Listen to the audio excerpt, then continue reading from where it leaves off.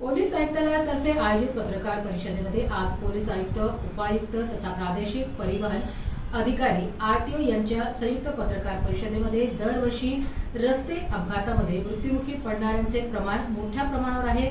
यामध्ये विशेषतः दुचाकी वाहन स्वार यांचे प्रमाण जास्त आहे आणि त्यातच पुन्हा डोक्यावर हेल्मेट नसलेल्या नागरिकांचे प्रमाण मोठे आहे। यामुळे रस्त्यावर पडून डोक्याला मार लागल्यामुळे मृत्यूचे प्रमाण वाढले आहे। याबाबत सर्व शासकीय निमशासकीय कार्यालयांमध्ये जाऊन हेल्मेट कायद्याची अंमलबजावणी करण्याबाबत जनजागृती करण्यात येणार असल्याबाबतचे सांगण्यात आले। या कायद्याची आपण सर्वांनी अंमलबजावणी करावी अशी अपेक्षाही व्यक्त करण्यात आली। याबरोबरच शहरातील विविध समस्या ज्यामध्ये वाहतूक कोंडी, गुन्हेगारी या सर्व विषयांवर चर्चा करण्यात आली। पार्किंग अभी रोड पर है, उसकी वजह से भी टू व्हीलर्स जब एक दूसरी गाड़ियाँ निकलती है उसमें बहुत सारी दिक्कत होती है। तो आप उसको कैसे? आदरणीय पुलिस महासंचालक महाराष्ट्र राज्य इन्होंने टारगेट जीरो फेटेलिटी डिस्ट्रिक्ट्स का हर एक यूनिट को एक टारगेट दिया हुआ है कि हर एक डिस्ट्रिक्ट में कम से कम 10% जो फेटेलिटी है वो कम होनी चाहिए। उस हिसाब से जब आरटीओ विभाग, हमारे ट्रैफिक ब्रांच और सभी डिपार्टमेंट के साथ हमारी बार बार मीटिंग होती है, तब एक बात सामने आई कि हमारे डिस्ट्रिक्ट में लगभग 700 जो फेटल एक्सीडेंट होते हैं उसमें से लगभग 170 जो है वो सिटी एरिया के हैं और उसमें लगभग 60% जो है वो टू व्हीलर्स के लोगों के होते हैं और लगभग सभी केसेस में हेलमेट पहना नहीं जाता है। तो इस प्रकार अगर कोई हेलमेट अगर पहनता है, क्योंकि एक्चुअली हेलमेट टू व्हीलर पे पहना ये कंपलसरी है रूल के हिसाब से, लेकिन पहना नहीं जाता। और जब हमने जो जिसकी जान जाती है उसका अगर हमने एज प्रोफाइल निकाला तो लगभग 18 से लेके 45 तक यानी यंग जनरेशन के और जो वहाँ के उस फैमिली का होनहार फैमिली मेम्बर जाता है, तो ये बहुत ही बड़ी जो बड़ा लॉस है उस फैमिली का।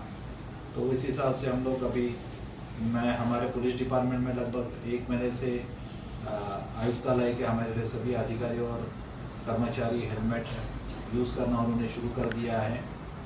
शुरू में हमने अवेयरनेस प्रोग्राम वहाँ पे फॉलो किया था, उसके बाद हमने उनके ऊपर केसेस करके वो कंपलसरी किया था और उसी प्रकार के से हम लोग बाकी की सभी प्रशासकीय डिपार्टमेंट को हम लोग आह्वान कर रहे हैं कि आपके जो भी प्रशासकीय अधिकारी और अमलदार है जो टू व्हीलर से इस्तेमाल करते हैं वो सभी हेलमेट पहने और अपने फैमिली के लिए, अपने बच्चों के लिए, अपनी खुद की जान के लिए ये आप हेलमेट पहन के अपनी जान बचा सकते हैं।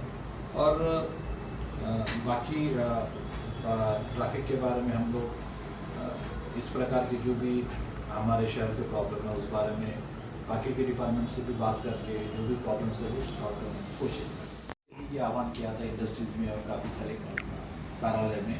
उसी हिसाब से इस बार भी हम लोग आरटीओ के साथ मिलकर इंडस्ट्रियल एसोसिएशन से काफ़ी सारे हमारे यहाँ पे ट्रेनिंग इंस्टीट्यूट है, प्राइवेट कोचिंग एजुकेशन इंस्टीट्यूट्स है, कॉलेजेस है, हॉस्पिटल्स है, मॉल है, उनको भी हम लोग मिल के हमारे ट्रैफिक के लोग आह्वान करेंगे और बाद में फिर लीगल कार्रवाई करके हम लोग कोशिश करेंगे।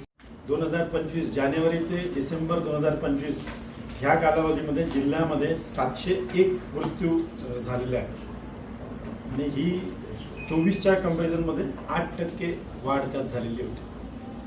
आता ही ह्या वर्षीचं आकडेवारी आहे आणि ह्याच्यामध्ये आता साहेबांनी जो विषय घेतलेला आहे त्याच्यामध्ये टू व्हीलरचं प्रमाण हे 60% आहे, 60%।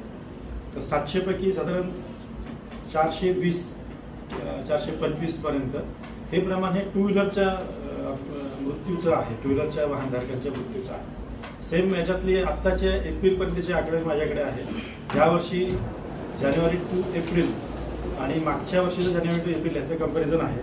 त्याच्यामध्ये मागच्या वर्षी 200 ह्या 4 महिन्यामध्ये 252 लोक मृत्यू पडले होते आपल्या जिल्ह्यामध्ये, पूर्ण जिल्ह्याची आकडेवारी आहे ही। आणि ह्या वर्षी थोडा जास्त कमी झालेला आहे, 244 मृत्यू झालेला आहे। पण ही जी संख्या आहे यातली 701 ही जी मागच्या पूर्ण वर्षभराची आहे याच्यातले 60% म्हणजे अराउंड 400 हे टू व्हीलरचे मृत्यू आहेत। तर आपल्याला याच्यावर विशेष लक्ष देऊन त्याचे 10%चं टार्गेट आपल्याला शासनाकडून आलेलं आहे। त्या अनुषंगाने आपल्याला याच्यावर फोकस करून करावं लागेल असं आहे. त्याच्यामध्ये हेल्मेट हा एक मुद्दा कायम आपल्याकडे दुर्लक्षित असलेला मुद्दा आहे, तर त्याच्यावरही आपल्याला काम करावं लागेल.